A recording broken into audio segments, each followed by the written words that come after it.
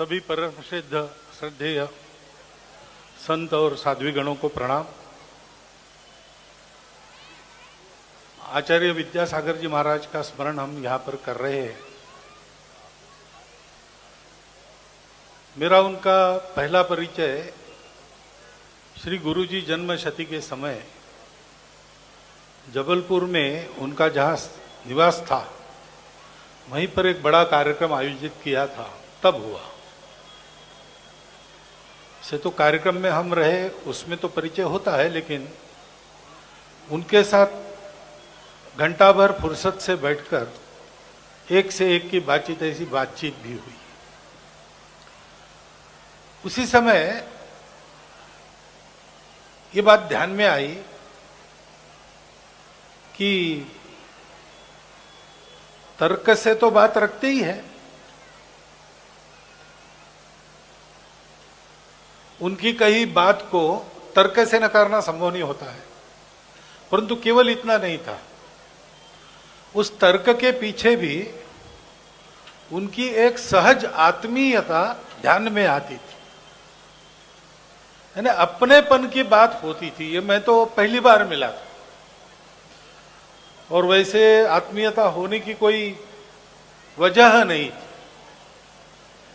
कोई दीर्घकाल का संबंध आना जाना नहीं था, कुछ नहीं था। परंतु ये ध्यान में आया, संतों के बारे में ऐसा कहते हैं कि ऐसी कळवळ्याची जाती लाभाविण करी प्रीति। ऐसे संतों में एक स्वाभाविक गुण होता है, सबको अपना मानते हैं, और उनकी क्योंकि पूर्ण वैराग्य है, किसी से कुछ चाहते नहीं, तो इस सहज आत्मीयता उसके कारण ऐसा लगा कि उनको मिलेंगे। और मैं भी मिलता रहा। हमारे संघ के जो सीनियर अधिकारी है, सूरी जी सोनी हो, भैया जी जोशी हो, हम लोग समय समय पर मिलते थे। चौमासे में वो कहाँ है पता लगाकर मैं जाता था, क्योंकि हमारे लिए ये एक व्यक्तिगत पोषण की बात थी, उनके साथ बात होना। कोई निमित्त नहीं, जाके मिलना, बैठना, और वो किसी विषय की चर्चा छेड़ते थे। उसमें से कई बातें हमने क्या करना चाहिए, किस दिशा में सोचना करना चाहिए, अनायास ही मिल जाती। कई बार ऐसा भी होता था कि मन में कोई जिज्ञासा लेके जाते, प्रश्न लेके जाते हैं, और बिना उनको बताए सहज ही उधर से उत्तर मिल जाता है, सटीक। ऐसा कभी हुआ नहीं कि उन्होंने कोई रास्ता बताया हो, उस पर चल के हमको विफलता मिली।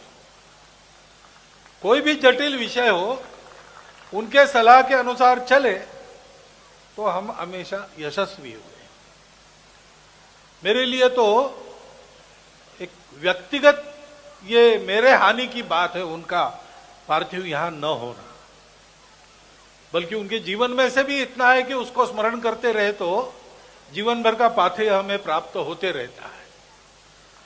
परंतु वो जो सान्निध्य मिलता था, बात होती थी, कल्पनाएं मिलती थी, परामर्श मिलता था, लेकिन और कुछ बात थी जो उनके यहां बैठे आधा घंटा तो आगे साल भर के लिए मन बड़ा स्थिर रहता था। ये तो आप जो उनसे मिलते रहे होंगे उन सब ने अनुभव किया होगा, क्योंकि उनका कोई स्पेशल मेरे लिए कुछ था ऐसा नहीं है, ये सबके साथ उनका ऐसा रहा ही होगा। अत्यंत कठोर व्रताचरण और संपूर्ण वैराग्य, निस्पृहता। यानी मैं कहता हूं कि किसी राष्ट्र के जीवन में किसी समय ऐसे व्यक्ति उपलब्ध रहना, ये उस राष्ट्र की बड़ी पूंजी है।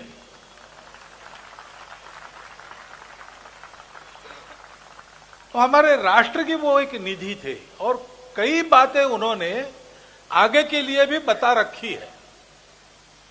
देश के विकास की दिशा क्या हो, उनका बड़ा आग्रह रहता था कि अपने देश के स्व के आधार पर विकास हो। और इसलिए लगातार उन्होंने ये आग्रह रखा था कि अपने देश को भारत कहो, इंडिया मत कहो। और जब राष्ट्रपति जी ने भारत के राष्ट्रपति के नाम निमंत्रण भेजे और उसके पीछे शासन भी खड़ा हो गया, उस समय उसके बाद मैं डोंगरगढ़ अभी भी विजयादशमी के पहले जाकर, वो बड़े प्रसन्न थे और उन्हें कहा कि अपने नाम में स्व से शुरू करो तो उसी के आधार पर उन्नति होती है। उन्होंने कहा कि अपने ग्रामीण इलाकों में कई उत्तम प्रकार के कारीगर हैं परंपरा से चलने वाले, उनके कारीगरी के आधार पर देश का उत्पादन बढ़ाए। Production by masses, mass production, ये मैं उनके शब्द नहीं बता रहा हूं, जो मैंने समझा। उनके उत्पादन को बढ़ा दो तो रोजगार भी बढ़ेगा, उत्पादन भी बढ़ेगा। और कई ऐसी बातें, शुद्ध भारतीय परंपरा का विचार और आज की परिस्थिति में बिल्कुल काल सुसंगत एक प्रकार का राष्ट्र का दर्शन, ऐसा भी हमको मिलता था। और कुछ ना मिले तो भी वहां बैठे तो भी हम समर्थ हो जाते, ऐसा हमको लगता। अब वो सान्निध्य तो हमारे पास है नहीं, लेकिन उसके स्मरण मात्र से भी कुछ प्राप्त होता है। और जो उपदेश उनका रहा है, व्यक्तिगत अपनी साधना के लिए हो, व्यक्तिगत अपने जीवन के आचरण के लिए हो, या राष्ट्र जीवन की दिशा कैसे हो इसके बारे में हो, वो सभी बातें मुझे लगता है आज 100% सुनने लायक, मनन करने लायक, उन पर आगे बढ़ने लायक है। और ऐसे विद्यासागर जी महाराज, हमारे राष्ट्र ऋषि, उनके बारे में मेरा श्रद्धावनत होकर मैं उनको और मेरी श्रद्धांजलि